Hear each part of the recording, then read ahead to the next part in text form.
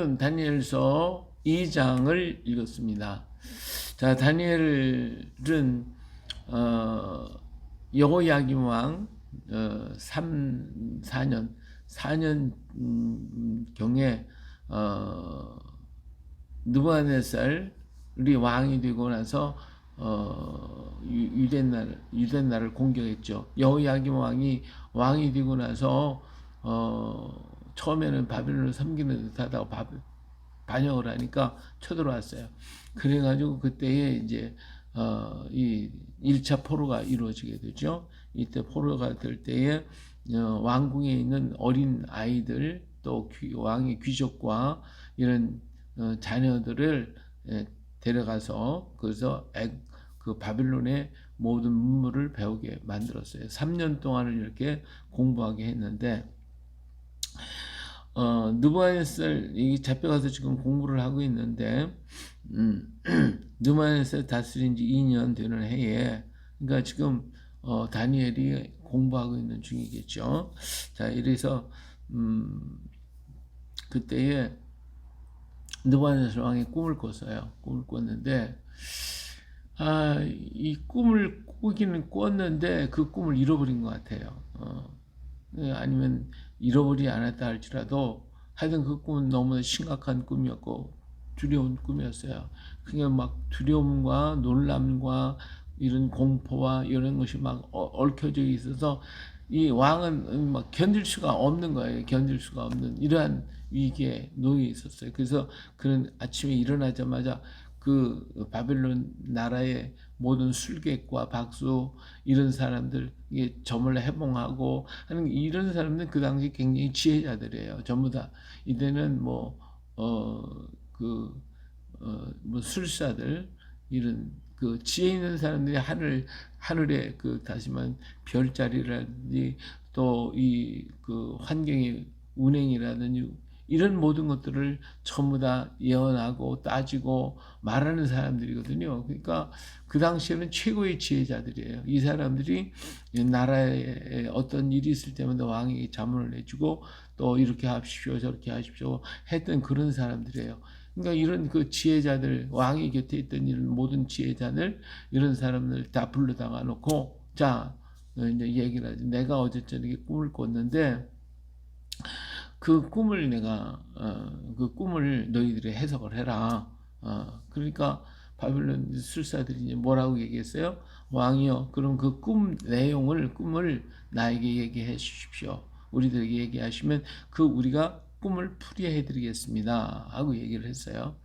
그랬더니 왕이 자기가 꿈을 잃어버린 건지 아니면 그 꿈을 일부러 그렇게 한 건지는 모르지만 내가 너에게 얘기했다. 그 꿈과 그 해몽을 나에게 알려라 그랬어요. 이거 기가 막히잖아요. 사람이 꿈을 얘기하면 그 꿈에 대한 해몽을 얘기하는데 아니 그 꿈까지 얘기를 하라니 이거 기가 막히게 누가 그거 압니까? 그래서 애굽의 술사들이 다시 얘기해요. 아니 그 꿈을 얘기해 주십시오. 그러면 우리가 풀겠습니다. 그때 왕이 내가 말했잖아. 당장에 내 꿈과 그 해몽을 나에게 보여. 그랬더니 이 술사들이 기가 막힌 거죠. 뭐 아무리 잘났고 똑똑해도 어떻게 그걸 알 수 있어요. 그러니까 이건 신이나 알지 우리가 알 수는 도저히 없습니다. 그러니까 왕이 막 화가 나가지고 저놈을 다 잡아 죽여버리라고 그냥 이 못된 것들 말이지. 하면서 막 그냥 화가 막 나가지고 난리가 났어요. 그러니까 이제 군대 장관 아리옥이라는 사람이 나가가지고 그 사람들을 막 전부 다 잡아들이게 되는 거예요. 잡아들이게 되는 거죠. 자, 그러니까 여기 보세요. 9절에 너희가만 이 꿈을 내게 알게 하지 아니하면 널 처치할 법이 오직 하나이니 이는 너희가 거짓말과 망령된 말을 내 앞에서 꾸며 말하여 때가 변하기를 기다리게 함이라. 이제 그 꿈을 내게 알게 하라. 그리하면 너희가 그 해석도 보일 줄을 내가 알리라 하더라. 그러니까 너희들 꿈을 얘기해. 그 꿈을 너희들이 안다면 그 해석도 나에게 보일 수 있지 않냐. 이제 그런 얘기를 한 거죠. 그만큼 지금 느부갓네살은 자기가 잊어버려서 그랬는지 아니면 그 술사들을 테스트하고 진짜 이 사람들이 많은 것을 알고 있는지 알기 위해서 그랬는지는 모르지만 하여튼 그렇게 얘기했어요. 그러니까 이 갈대인들이 10절에 갈대인들이 왕 앞에 대답하여 이르되 세상에는 왕의 그 일을 보일 자가 한 사람도 없으므로 어떤 크고 권력 있는 왕이라도 이런 것으로 박수에게나 술객에게나 갈대인들에게 물은 자가 없었나이다. 아니 이런 일은 도저히 이건 알 수 없는 일입니다. 근데 지금까지도 어떤 왕, 어떤 권력 있는 사람도 이런 얘기를 한 적은 꿈을 얘기하고 해서 해몽을 해달라고는 했지만 왕처럼 꿈과 그 꿈 내용과 그리고 그 다음에 해몽까지 하라고 하는 이런 일은 절대로 없었습니다. 이건 뭐 신이 아니고는 도저히 알 수가 없습니다. 예. 그러니까 왕께서 물으신 건 어려운 일이라 육체와 함께 살지 아니하는 신들 외에는 왕 앞에 그것을 보일 자가 없나이다지라. 그러니까 왕이 말했어요. 이로 말미암아 진노하고 통분하여 바벨론의 모든 지혜자를 다 죽이라 명령하니라. 왕이 명령에 내리면 지혜자들을 죽게 되어 있고 다니엘과 그의 친구들도 죽이려고 찾아더라. 그러니까 이 지혜자들이 이제 그 잡혀온 젊은 아이들도 다 가르치고 있잖아요. 다 가르치는 선생들이고 최고의 바빌론의 최고의 지혜자들이고 예언가들이라고 말할 수가 있겠죠. 예, 술객 지금으로의 뭐 무당이라든지 이런 사람들이 그 당시에는 지혜자였으니까 이런 사람들이에요. 이런 사람들이 기가 막히다. 이렇게 이런 것들 모르냐 말이지. 다 죽여버려, 다 죽여버리니까 그 다니엘과 사드락과 메삭과 아벳네고가 이 사람들 여기서 그것을 배우고 있으니까 저거 다 거짓된 것이다, 헛된 것이다, 다 죽여버리다, 없애버려. 아 그래가지고 다니엘과 이 친구들도 다 죽게 생겼잖아요. 이제. 자 그래가지고 그때에 14절 그때 왕의 근혜장 아리옥이 바빌론 지혜자를 죽이러 나가매 다니엘이 명제로 슬기로운 말로 왕의 근혜대장 아리에게 물어 이르되 왕의 명령이 어찌 그리 급하냐 하니 아리옥이 그 일을 다니엘에게 알리매. 예, 그러니까 아리옥 군대장관 아리옥의 명령이 다 가든 잡았다 다 죽여버려 다 잡으니까 아리옥 군사들을 몰고 지금 막 전부 다 잡으러 다니엘에게 왔어요. 다니엘도 잡으려고 그러니까 다니엘이 하는 얘기가 아니 왕의 명령이 왜 그렇게 급하십니까? 예. 그러니까 그럼 너 뭐 좀 알 수 있냐? 얘가 내가 그 알 수 있습니다. 그러니까 아리옥이 당장 이제 다니엘을 데리고 왕한테 갔어요. 왕한테 가서 시간을 주시면 왕께서 그 해석을 그 왕에게 그 해석을 알려드리다. 그렇게 얘기를 하죠. 우리에게 좀 시간을 주십시오. 그러면 제가 알려드리겠습니다. 그래서요. 그러니까 왕이 뭐 이제 지금 화가 좀 풀어졌겠죠. 그래서 알았다. 시간을 며칠 아마 이렇게 정했겠죠. 그래서 다니엘은 자기 집으로 와가지고 이제 친구들 다니엘 이제 메삭과 아벳네고 하나니와 미사엘과 아사랴를 불러다가 이 얘기를 하고 그 다음에 이 하나님 앞에 기도하기를 요청했어요. 그들이 하나님 앞에 기도하고 매달렸어요.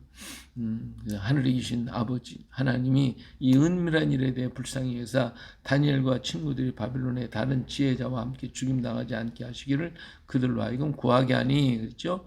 네, 이렇게 하나님 앞에 기도했더니 이 밤에 바벨론의 다니엘에게 이 은밀한 것이 밤에 환상으로 나타나는 게 다니엘은 지금 꿈을 꾸고 있는 게 아니라 지금 기도하는 가운데 환상이 쫙 나타났어요. 나타나가지고 그래서 왕이 꾼 꿈을 그대로 보여주셨어요. 그래서 이걸 보고 난 다음에 그리고 그 해석까지 다 알게 만들어 주셨어요. 그러니까 다니엘이 너무 감사해서 감격해가지고 하나님을 찬양하는 노래가 20절에 있는 얘기예요. 20절. 20절부터 23절까지 다니엘이 하나님을 찬양하는 노래를 불러요. 예. 그래서 그 하나님의 이름을 찬송할 것은 지혜와 능력이 그에게 있음이로다. 그래서 하나님을 때와 계절을 바꾸시는 하나님 왕들을 세우시고 배하시기도 하시는 하나님, 그 정명한 지식을 주시는 하나님, 은밀한 일을 나타내시고 어두운 것을 아시는 하나님, 빛과 그와 함께 하시는 하나님 그 하나님을 찬양해요. 정말 다니엘도 지금까지 정말 하나님 위해서 일한다고 진짜 하나님을 만나고 보니까 너무 감격스럽고 너무 귀해서 하나님을 찬양하고 영광 하나님께 돌려드려서 하나님 감사를 했어요. 그리고 다음날 다니엘이 이제 아리옥에 갔죠. 아리옥에 가가지고 내가 이것을 알았으니까 바빌론 지혜자들은 죽이지 말고 나를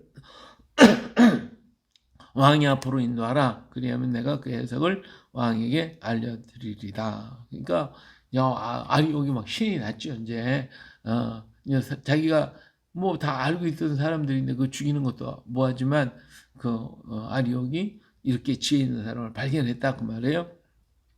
그래서 25절에 보니까 그런 모습이 나와요. 아리옥이 다니엘을 데리고 급히 왕 앞에 들어가서 아르되 내가 사로잡혀 온 유다 자손 중에서 한 사람을 찾아내었나이다. 그가 그 해석을 왕에게 알려드리다. 이게 지금 아리옥이 신이 나가지고 왕한테 가서 내가 한 사람을 찾았습니다. 그래서 그가 왕에게 알려드릴 것입니다. 하고 막 신이 나서 지금 이제 아리옥이 자기 이것 때문에 칭찬받고 뭐 인정받을 거 아닙니까? 그러니까 이렇게 신이 나서 다니엘을 데리고 들어갔어요. 예. 그러니까 왕이 이름이 다니엘인지 벨드사살이라고 그 바빌론식 이름으로 바꿔줬잖아요. 이런 다니엘이 이르되 내가 꾼 꿈과 그 해석을 내가 능히 내게 알게 하겠느냐 이렇게 얘기했더니 이 다니엘이 참 이 하나님을 얼마나 사랑하는 마음인지 자신을 드러내지 않고 하나님을 드러내는 모습을 볼 수 있어요. 이게 귀한 거예요. 자, 다니엘이 왕 앞에 대도 이르되 왕이 물으신 바 은밀한 것은 지혜자나 술갱이나 박수나 점쟁이가 능히 왕께 볼 수가 없습니다. 이건 인간이 어떻게 할 수가 없습니다. 오직 은밀한 것을 나타내 진리는 하늘에 계신 하나님이십니다. 그죠? 그가 느부갓네살 왕의 후일에 될 일을 알게 하셨나이다. 왕의 꿈 곧 왕의 침상에서 머리에 받은 환상은 이러하니이다. 자, 다니엘이 제가 알려드리겠습니다 하고 말했다면 다니엘은 수임받을 수가 없었을 거예요. 버림을 받았을 거예요. 그러나 그렇게 말하지 않고 그는 이 은밀한 것을 나타내실 이는 하늘에 계신 하나님이십니다. 그죠? 그래서 그 하나님이 왕에게 앞으로 되어질 일들에 대해서 지금 말씀해 드린 것입니다. 그래서 자기의 모든 것은 내 지식으로 한 것이 아니고 인간의 지식은 알 수가 없고 오직 하나님께서만이 압니다 하고 하나님 이름을 높이잖아요. 하나님께서 이렇게 가르쳐 주셨습니다 하는 얘기를 하는 거예요.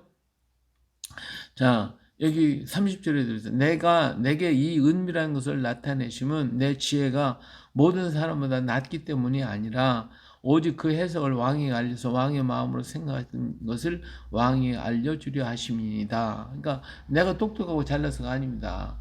그건 왕에게서 왕을 또 높이면서 하나님께서 왕에게 알려드린 것입니다. 그리고 왕과의 관계성을 얘기를 해드렸어요. 이렇게 했어요. 자, 그러면서 이 다니엘은 하나님을 말하고 하나님이 왕을 사랑한다는 얘기, 그리고 왕에게 이런 것을 장래일에 대해서 말씀했다고 하는 것을 지금 왕에게 얘기해서 그로 하여금 누구를 알게 해요? 하나님을 알 수 있도록 만들어줬다 이 말이에요. 이 말은 전도를 하는 거예요. 전도. 자, 그러면서 얘기하죠. 한 큰 신상을 보셨습니다. 그 신상이 왕의 앞에 섰는데 크고 광채가 매우 찬란하며 그 모양이 심히 두려우니. 그러니까 왕이 막 이걸 보고 막 깜짝 놀란 거죠. 어마어마한 신상이 막 나타나는데 그 신상이 어미하거든요. 아주 두렵고 무서운 그런 모습으로 나타났단 말이에요. 그러니까 그러면서 자세히 본 거죠. 근데 왕의 그 신상의 머리가 금으로 되어 있고 가슴은 은으로 되어 있고 배는 동으로 되어 있고 이 다리는 밑에는 철로 되어 있고 발가락을 보니까 발가락은 얼마는 철이고 얼마는 흙으로 되어 있는데 그런 모습을 봤어요. 그런데 34절에 가서 보니까 또 왕이 보신즉 손대지 아니한, 이게 누가 뭐 손을 대거나 만들거나 한 것도 아닌데 손대지 아니한 돌이 나와서 신상의 쇠와 진흙에 발을 쳐서 부서뜨리며, 그렇죠? 새와 진흙이 발가락을 발이 이제 새와 진흙으로 이렇게 섞여 있는데 거기를 탁 때렸어요. 그때 새와 진흙과 놋과 은과 금이 다 지금 이런 신상이 갑자기 그 돌이 하나가 탁 나와서 탁 때리니까 그랬더니 이 지금까지 그 어미했던 신상이 와르르 다 무너져 버리고 그들이 마치 타작마당에 겨같이 되어 바람에 불려 그게 모든 게 다 사라져 버렸어요. 없어져 버렸어요. 그러더니 그 친 돌이 막 점점 커져요. 점점 커지니 막 큰 산을 이루더니 산같이 온 세계를 다 덮어버리더라 이거예요. 지구상을 다 덮어버리더라 이거예요. 이런 꿈을 꾸셨나이다. 맞아 그래 맞다 누구한테 그랬겠죠. 자, 너무 이제 다니엘이 그 꿈을 해석해 줬어요. 자, 근데 그 해석이 뭐냐면 이 머리가 금으로 된 것은 머리는 왕은 곧 금머리입니다. 그 왕이 그 높임을 내가 이제 왕은 여러 왕들 중에 왕이시라. 하늘의 하나님이 나라와 권세와 능력과 영광을 왕에게 주셨고 사람들과 들짐승과 궁리의 새들 어느 것에 있는 것을 막론하고 그것들을 왕의 손에 넘기사 다 다스리게 하셨으니 왕은 곧 금머리이니다. 그냥 왕을 막 최대한 높여준 게 왕이 막 신이 났겠죠. 예? 신이 났겠죠. 그랬는데 자 이렇게 하고 난 다음에 그 다음에 왕이 뒤를 이어서 다른 나라가 또 일어날 건데 왕보다 못한 나라가 일어나게 될 것입니다. 근데 그 나라는 은으로 된 나라이고 그 다음에는 또 그 뒤를 이어서 또 그보다 못한 셋째 나라 놋과 같은 일어날 것에서 온 세계를 다스릴 것이고 그럼 네 번째는 강하긴 철과 같이 강한 쇠처럼 쇠가 모든 것을 물건을 부서뜨리듯이 그런 나라가 일어나게 될 것이고 그리고 그 발과 발가락이 얼마나 토기장의 진흙이 얼마나 쇠인 것을 보셨은즉 그 나라가 나는 10가지 발가락 10가지인 그 나라들이 여러 나라로 쪼개질 것인데 쪼개지는데 근데 그 나라가 진흙과 흙이 이렇게 있는 것이 전부 다 혼합이 됩니다. 전부 다 혼합이 될 것이에요. 이것은 인종적인 혼합 세계의 모든 민족들이 혼합이 되어 질 것임을 얘기해주고 전부 다 섞일 것을 대해서 얘기를 해줘요. 그러면서도 민족과 민족이 서로 화합하지는 못하고 이런 여러 가지 갈등들이 문제가 계속해서 일어날 것임을 얘기하고 있어요. 그런데 이럴 때에 45절에 손대지 아니한 돌이 산에서 나와 새와 놋과 진흙과 은과 금을 부서뜨린 것을 왕께서 보신 것을 크신 하나님이 장래일을 왕이 알게 하신 것이라 이 꿈은 참되고 해석은 확실합니다. 이게 산에서 한 돌이 탁 나와가지고 이 모든 깨뜨려 볼 것이고 그것이 다 이렇게 나타났으니 이런 것이 바로 하나님이 왕이 지금 장래일을 생각할 때 그 환상을 보여준 것입니다. 하고 얘기. 여기서 중요한 게 뭐냐면 돌이 어디서 나왔다고 했어요? 산에서 나왔다고 했어요. 이 산에서 나온 돌은 하나님을 가리키는 것인데 하나님은 그 당시에 이스라엘 사람들이 모든 세계 사람들 하나님 어떤 하나님? 산의 하나님으로 알았어요. 산의 하나님. 그래서 산의 하나님, 바로 유다 민족의 하나님을 얘기하고 있는 것이죠. 그 하나님이 세상의 모든 것을 다스릴 때가 올 것입니다. 라고 하는 것이죠. 이렇게 확실하게 분명히 얘기를 해줬어요. 이것이 참되입니다. 마지막 때에 새와 흙이 혼합되어지지만 이런 그 혼합돼서도 하나가 되지 못하는 갈등이 이루어지는 세상, 세계는 다 갈라졌으면서도 혼합되는 세상이 온다고 그랬는데 지금 우리나라도 보세요. 지금 우리나라도 보면 세계 각국의 사람들이 다 우리나라에 지금 들어오고 있어요. 전부 다. 그래가지고 전부 다 국적을 해야 되니까 지금 거리마다 보면 막 피부색이 뭐 하얀 사람, 까만 사람, 노란 사람, 멍게 다 섞여가지고 이 사람이 도대체 우리나라 지금 외국 땅에 왔는지 우리나라에 왔는지 알 수가 없을 정도로 지금 뭐 서울 거리 보면 뭐 전철 타고 그러면 다 그런 사람들이 자기네들 말을 숭얼숭얼 대고 되는데 무슨 말을 하는지 알지도 못하겠고 이런 현상이 지금 벌어졌어요. 그런데 다 그렇다고 해서 막 혼합이 되고 온 것 같은데도 혼합이 되지 못하고 있는 이런 혼란 세상이 지금 세계 각국에서 다 이루어지고 있어요. 세계 민족들이 막 다 이동을 하고 있잖아요. 이렇게. 그리고 나라마다 다 쪼개져서 모든 나라가 세계가 지금 흩어져 있고 우리나라 사람들이 한 약 180국에 나가 있는데 이렇게 수많은 나라, 벌써 우리나라 사람이 가 있는 데만 180나라 하잖아요.